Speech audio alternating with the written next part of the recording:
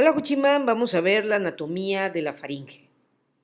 Analizamos su concepto. Es un órgano músculo membranoso en forma infundibuliforme que comunica el aparato digestivo alto y el aparato respiratorio alto. ¿Dónde se localiza la faringe?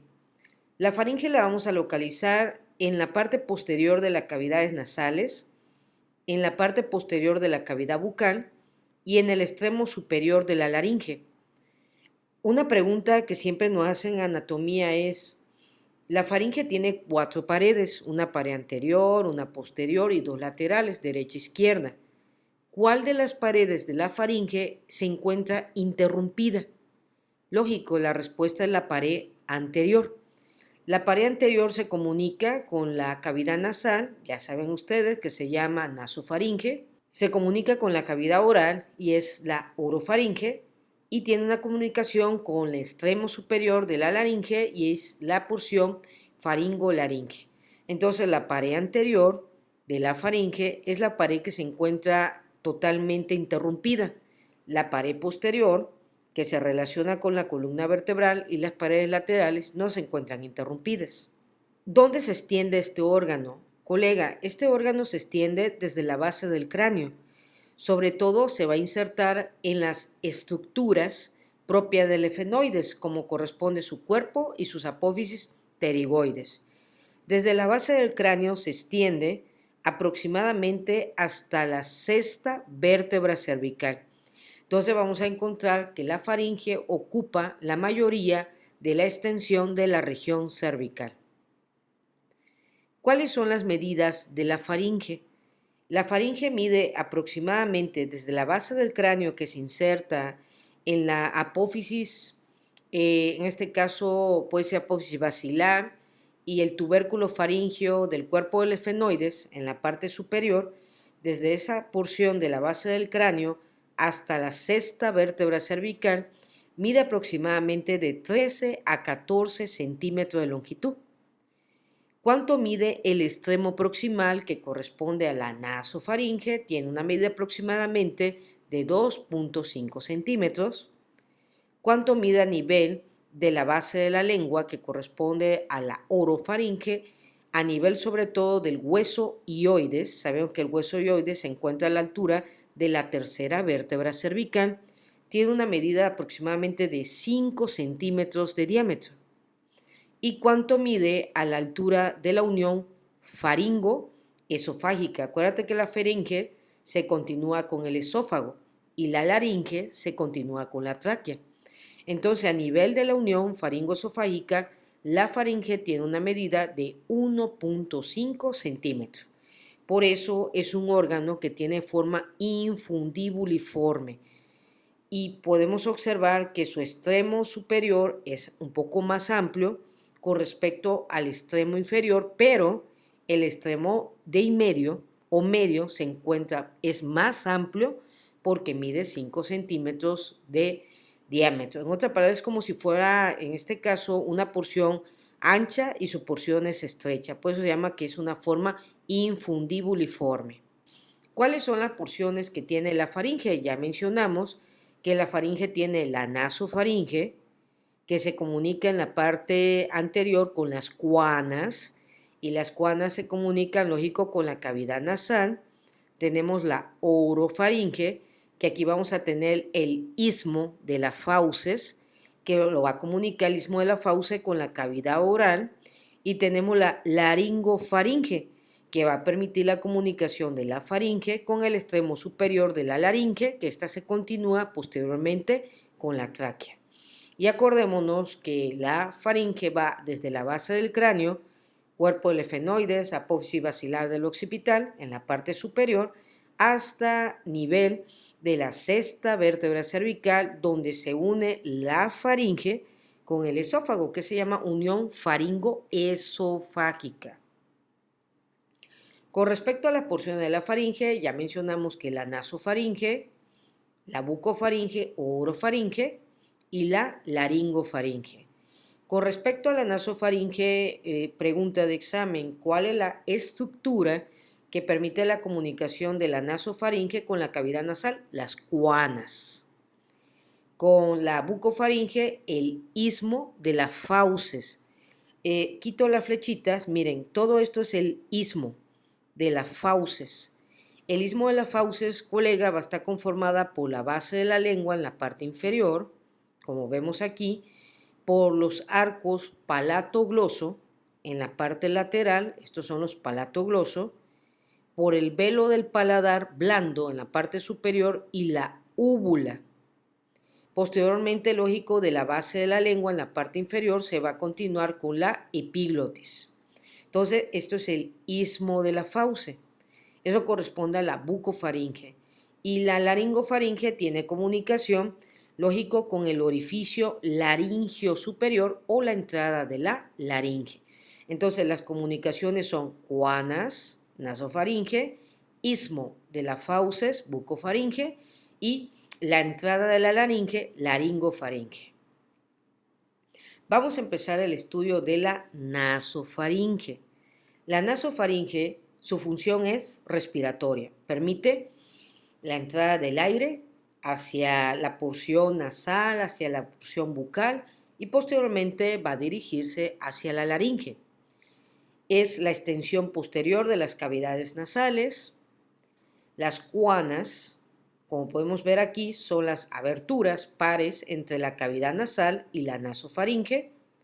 Y en esta imagen podemos observar, colega, a los cornetes. Aquí vemos el cornete medio y el cornete inferior. Y me van a decir, oiga doctor, ¿y por qué no vemos el cornete superior? Porque es pequeño y se encuentra más arriba.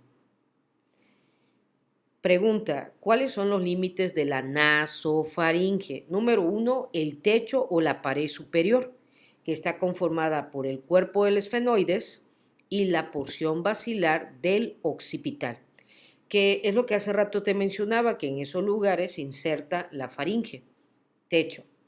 El suelo corresponde, o la pared inferior, al paladar blando.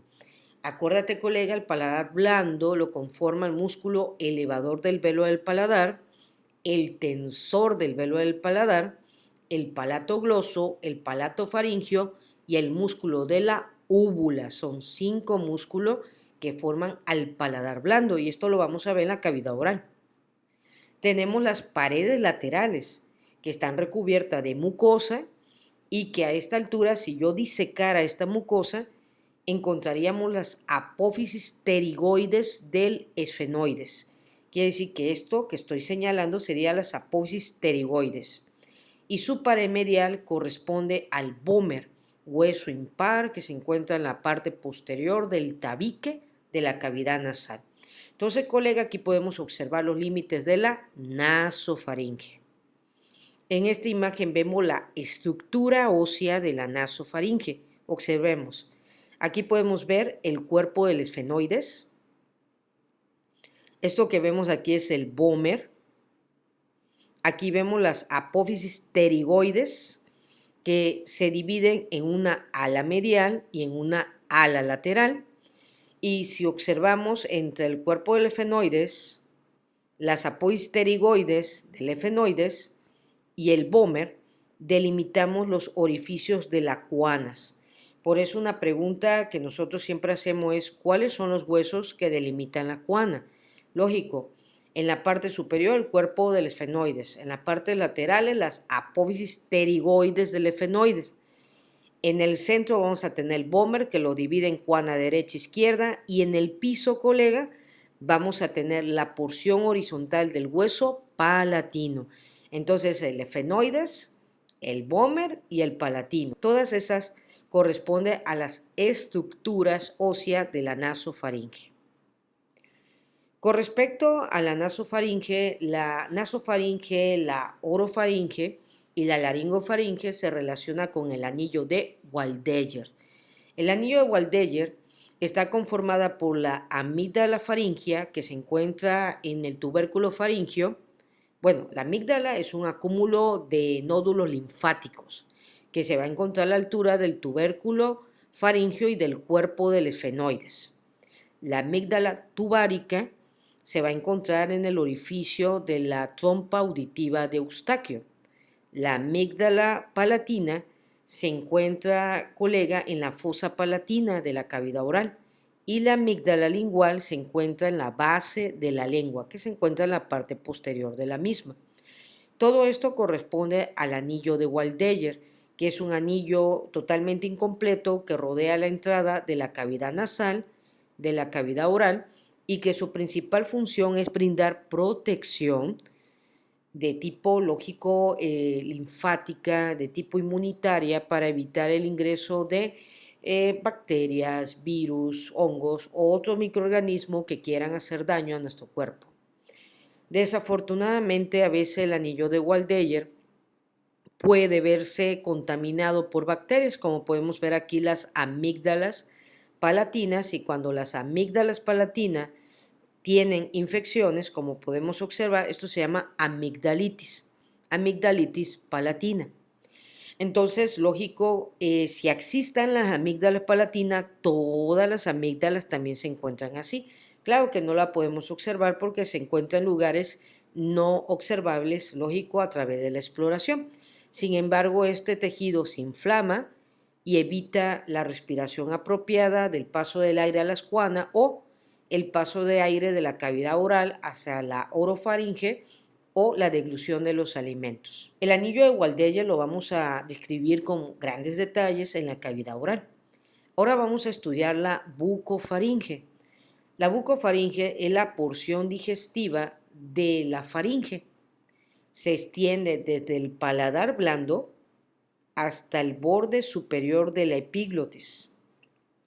Entonces aquí tenemos el paladar blando y el borde superior de la epiglotis. Miren, todo esto que estoy delimitando se llama istmo de las fauces y es la extensión de la bucofaringe. Igual que la otra estructura que estudiamos, tiene límites. El techo, ¿quién forma de la bucofaringe? El techo, pared superior, paladar blando. El suelo va a estar conformado por la base de la lengua. Sus paredes laterales, colega, va a tener dos arcos. Entonces, palatogloso anterior, palatofaringio posterior. En la cavidad oral vamos a describirlo con mayor detalle.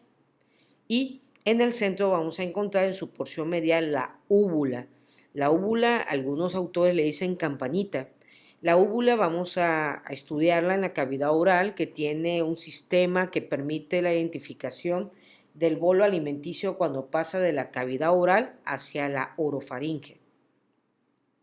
Ahora estudiamos la laringofaringe. Tiene dos funciones, digestiva y respiratoria. Lógico, cuando baja el bolo alimenticio va de la faringe al esófago y la respiración va de la faringe a la laringe y de la laringe a la tráquea. Se sitúa posterior, como podemos ver aquí, todo posterior a la laringe. Con respecto a la laringe, ¿cuáles son sus límites? Sus límites corresponden en la parte superior, borde superior de la epiglotis, y en la parte inferior, los pliegues faringoepiglóticos. Aquí lo vemos, ve colega, esta es la epiglotis. Y aquí podemos ver los pliegues, miren, faringoepiglóticos. Entonces, esto sería prácticamente la extensión de la faringolaringe o laringofaringe. Con respecto a qué estructura vamos a encontrar en la faringolaringe, vamos a encontrar el borde inferior, miren, del cartílago cricoides. Lógico, aquí el cartílago está recubierto de mucosa. Se estrecha, lógico, esta parte de la laringofaringe para continuarse con el esófago. Ya vamos a ver que esta se llama estrechez faringoesofágica y es un semiesfínter formado por los músculos lisos tanto de la faringe como del esófago. ¿Cuáles son las relaciones de la laringofaringe? La laringofaringe se relaciona con los cuerpos vertebrales C4, C5 y C6. Quiere decir que a esta altura de C4 a C6 estaría la relación de esta estructura. Vamos a ver sus paredes, cómo está conformada. La pared anterior, que es esta, está conformada por la entrada de la laringe. Esta es la pared anterior. La pared posterolateral, que es toda la que estoy señalando aquí, colega, va a estar conformada por el músculo constrictor medio y constrictor inferior de la faringe. Y su pared interna, que está cubierta por mucosa, va a estar conformada por los músculos palatofaringio y estilofaringio. Con respecto al mecanismo de deglución, es un proceso complejo que permite el paso del bolo alimenticio de la boca hasta el estómago. Lógico, va boca, orofaringe, faringe, esófago y llega al estómago. Vamos a ver la primera fase, fase 1. Es una fase voluntaria. El bolo es comprimido contra el paladar. Aquí lo vemos, miren, está el bolo alimenticio. Lógico, ese bolo primero pasó por la saliva y la amilasa de la saliva empezó a metabolizar los carbohidratos. Entonces, cuando el bolo ya se encuentra envuelto de la saliva, esto permite que durante la masticación, en este caso, se contraigan los músculos de la lengua y los músculos del paladar blando para llevar el bolo hacia la parte posterior de la cavidad oral a la orofaringe. En la fase 2, colega, es una fase involuntaria y rápida. El paladar se eleva y sella, miren, ¿a quién? A la nasofaringe. De esta manera el bolo no entraría a la cavidad nasal y permite que la faringe se ensanche. Acuérdate que a esta altura la faringe mide 5 centímetros de diámetro. Y lógico, cuando pasa aquí a los 5 centímetros se acorta para recibir el bolo alimenticio. Se va a elevar, colega, la laringe, apoyado por los músculos suprayoideos. Acuérdate que los músculos suprayoideos son digástrico, miloioideo, estiloideo y geneoideo.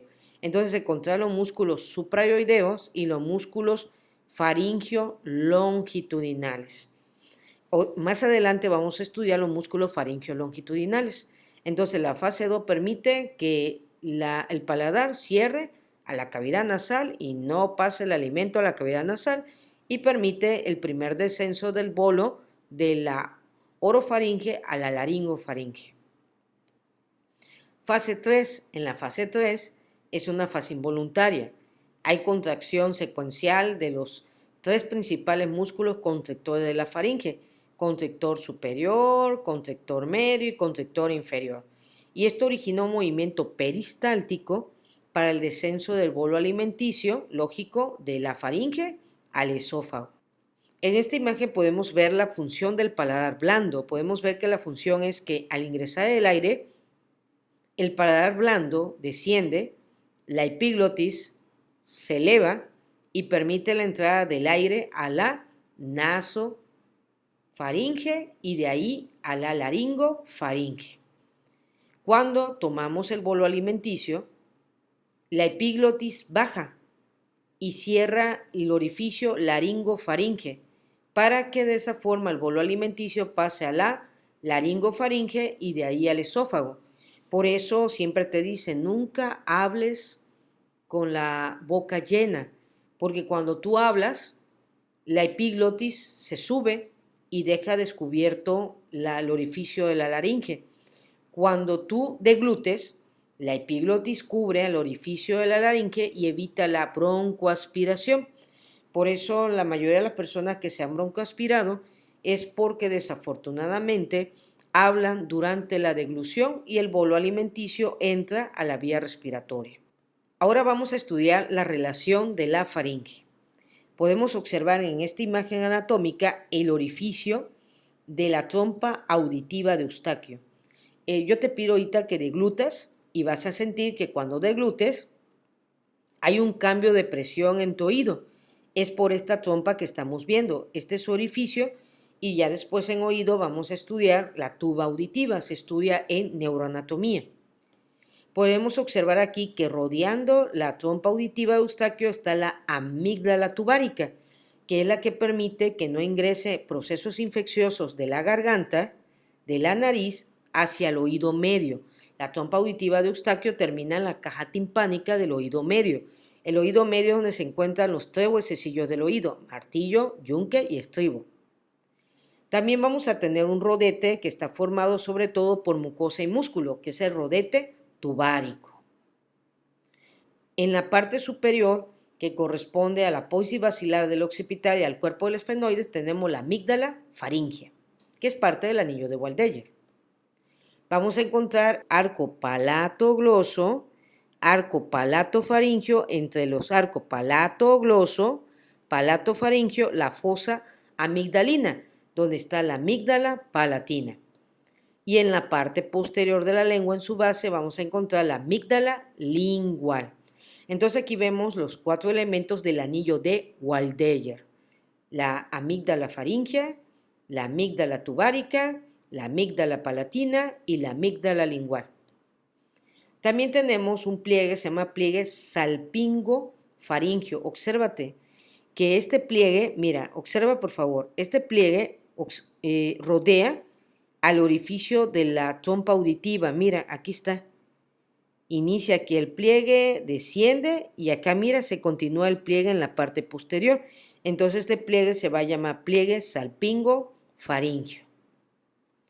Otras relaciones que encontramos en la faringe sería el paladar duro, que está conformado por la porción horizontal del maxilar superior y la porción horizontal del hueso palatino. Tenemos el paladar blando, voy a repetir: músculo tensor del velo del paladar, elevador del velo del paladar, palatogloso, palatofaringeo y el músculo de la úvula. Vamos a tener el tercio posterior de la lengua. La lengua es una estructura importante conformada por 17 músculos y su principal músculo es el genio gloso. Tenemos la columna vertebral. Acuérdate que la faringe va a terminar a la altura de la sexta vértebra cervical y que la unión, la faringolaringe, está entre la cuarta, quinta y sexta vértebra cervical. Tenemos la pared posterior de la laringe, que es la que estamos viendo aquí, porque esta es su pared anterior. Y observamos esta imagen, la cavidad oral. La cavidad oral tiene 6 paredes. No la vamos a estudiar en esta diapositiva porque la estudiamos en vía oral. Entonces podemos ver aquí, ve colega, el músculo cubierto de mucosa y se llama, esto que estás viendo aquí se llama pliegue palato-gloso. Va del paladar hacia la lengua. Este pliegue que estoy viendo en la parte posterior se llama palato-faríngeo. Entonces el palato gloso y el palato faríngeo forman una fosa que se llama fosa amigdalina, donde vamos a encontrar la amígdala palatina. Posteriormente vas a tener tu diapositiva exclusivamente de anillo de Waldeyer. Y aquí podemos observar, mire colega, la úvula y el velo del paladar, que en este caso sería paladar blando y paladar duro. Observamos que con una abate lengua retraemos la lengua y vemos la cara dorsal de la lengua. Lógico, la pared superior, la pared inferior, las paredes laterales, la pared anterior y la pared posterior de la cavidad oral. Otra relación importante de la faringe sería el rodete tubárico que hace rato vimos, el paladar blando. Esta zona de aquí, colega, se llama vallécula epiglótica. En la laringe te voy a explicar la vallécula, su principal función, la amígdala palatina, el arco palatofaríngeo o pliegue palatofaríngeo. Observamos también cómo va el aire directamente entre el canal faringo-laríngeo. Vemos aquí el receso faríngeo, que es un espacio que va a estar entre la faringe y lógico y su pared posterior. El rodete elevador, que corresponde sobre todo al músculo elevador del velo del paladar. El pliegue salpingo-faríngeo, que es un pliegue formado por el músculo salpingo-faríngeo. El istmo de la fauce, que ya platicamos, que está en la parte superior, el velo del paladar, la úvula, su pared lateral, sobre todo formado por el arco palato-faríngeo, y su pared inferior, que corresponde a la base de la lengua y al epíglotis. Aquí vemos la amígdala lingual, el receso piriforme, que ahorita vamos a platicar de él, la abertura o orificio laríngeo superior o la entrada de la laringe y el esófago. Una de las relaciones importantes que tiene la faringe, aquí vemos la faringe, este es el esófago, es su relación que tiene con los grandes vasos. La faringe se relaciona a los lados con la arteria carótida común, que a la altura de la cuarta vértebra cervical, la arteria carótida común se bifurca en arteria carótida interna y arteria carótida externa. Acuérdate del seno carotídeo. Y vemos también que se relaciona con la vena yugular interna y entre la carótida y la vena yugular interna pasa el nervio vago. Aquí lo vemos, décimo par craneal. ¿Con qué otra estructura se relaciona la faringe?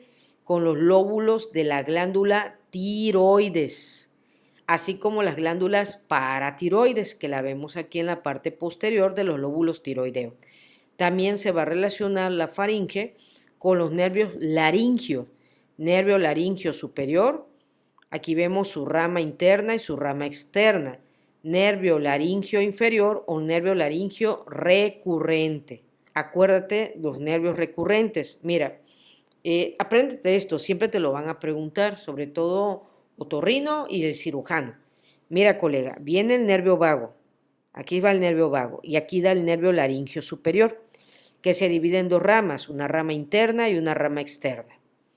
Desciende el nervio vago, dio el nervio laringio superior, desciende todo el cuello, entra al tórax y cuando entra al tórax, el nervio vago se le ocurre y dice, ay, yo tenía que dar el nervio laringio recurrente derecho. Chin, se me olvidó. Entonces, el nervio vago origina el nervio laringio recurrente derecho por debajo de la arteria subclavia. Ahí está, mira. Y el nervio laringio recurrente, pues es recurrente porque vuelve. El nervio laringio inferior o recurrente derecho asciende entre el esófago, entre la tiroides y entre las caras laterales de la faringe. Al revés, el nervio vago izquierdo fue más olvidadizo que el derecho. Aquí está el vago, mira, aquí va el vaguito, va pasando por aquí y mal padre. De pronto dice, ay, el nervio laringio recurrente o nervio laringio inferior. Y aquí lo originó, mira, ahí está. Y sube entre el esófago, entre la glándula tiroides y las caras laterales de la faringe. Este es el nervio principal de las cuerdas vocales. Y algo importante dirás tú, ¿por qué me interesa esto? Imagínate que es una persona que recibió desgraciadamente una lesión por arma blanca y corta la altura de la arteria subclavia. No solamente va a cortar la arteria subclavia, va a cortar a la vena subclavia, sino también puede dañar a los nervios laringios. Otro ejemplo, aquí tenemos la glándula tiroides. Cuando se quita la glándula tiroides en su cirugía, el cirujano que quita la glándula tiroides se puede llevar a los nervios laringios recurrentes. Son los nervios que van a inervar a las cuerdas vocales inferiores o verdaderas y la persona, lógico, tiene parálisis de las cuerdas vocales después de la cirugía. Ahora vamos a platicar del receso piriforme. Es este, ve, colega, este que se ve aquí. Ese es el receso piriforme. El receso piriforme es una pequeña depresión cubierta de mucosa, ubicada a ambos lados de la entrada de la laringe. Se localiza en una cavidad o canal que se llama canal laringofaringio. Este es el canal laringofaringio. Cuando leas fisiología vas a aprender que en el canal laringofaringio discurre el líquido de las bebidas. Significa que cuando tú bebes agua, pasa el agua a la orofaringe, laringofaringe y por aquí va a discurrir el agua que te estás tomando. ¿Cuáles son los límites del receso piriforme? En la parte superior tiene como límite el pliegue ariteno-epiglótico. ¿Por qué se llama así? Porque es la mucosa que cubre la epiglotis y se va al cartílago aritenoides. Aquí lo vemos. ¿Cuáles son las estructuras que le limita al receso piriforme? Número 1, la cara medial está por las caras laterales del cartílago cricoides. Este es el cartílago cricoides cubierto de mucosa.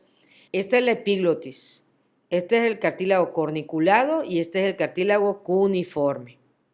Y los límites laterales de la fosa piriforme o receso piriforme corresponde a las caras mediales cubierta de mucosa del cartílago tiroides, este es el cartílago tiroides, y de la membrana tiroidea, que se encontraría aproximadamente en este nivel, la membrana tiroidea, y esta es la cara medial del cartílago tiroides. Pregunta, ¿cuáles son los nervios que se localizan? Aquí se ve, mira, donde va pasando un nervio cubierto de mucosa. ¿Cuáles son los nervios localizados en la profundidad de la mucosa del receso piriforme? Son dos. Uno es el nervio laringio superior, rama del vago, y el otro es el nervio laríngeo recurrente o inferior, también rama del vago. ¿Por qué es importante aprenderme el receso piriforme? Aquí lo vemos, el receso piriforme, porque en el receso piriforme se pueden incrustar objetos extraños. Un objeto extraño sería la espina del pescado.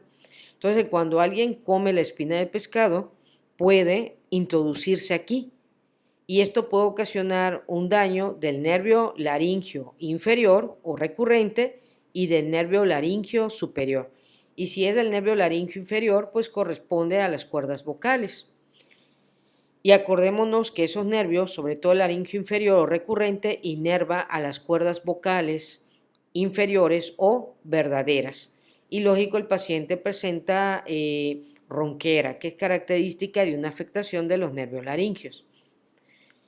Sin embargo, si la espina de pescado no llegase a quedarse aquí, pasa en el estómago y puede perforar el estómago o puede perforar el intestino. ¿Por qué?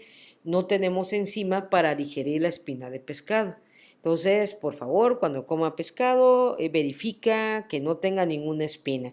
De lo contrario, vas ahí al gastroenterólogo quirúrgico. Una pregunta que nos sabemos es ¿dónde se inserta la faringe? Como ya te platiqué, la faringe se va a insertar, número 1, en las apófisis pterigoides del esfenoides. Aquí están las apófisis pterigoides.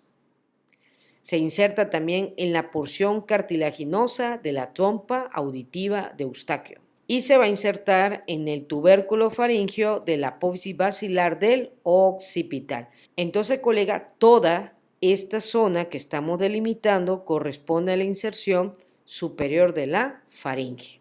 Aquí vamos a dejar nuestra primera parte de la faringe. Posteriormente, en el segundo video, vamos a empezar a estudiar los músculos de la faringe.